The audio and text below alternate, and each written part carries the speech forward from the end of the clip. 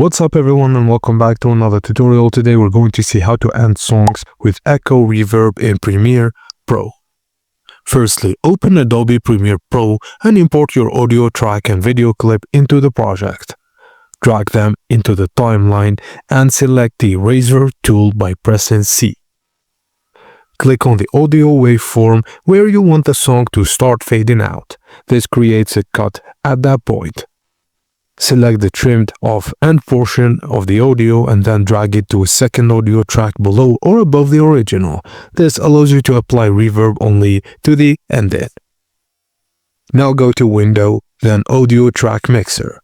In the Audio Track Mixer, click the scroll down arrow in the top left.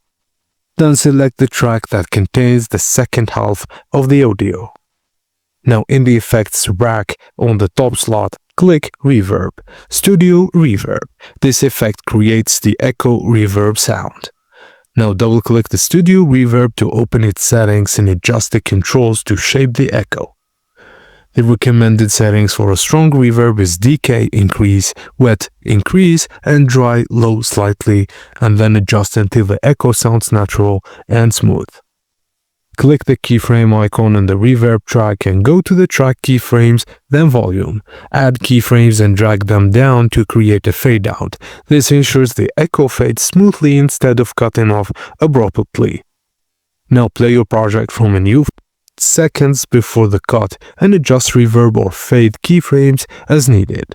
And done, you have a clean professional echo reverb ending on your video or audio.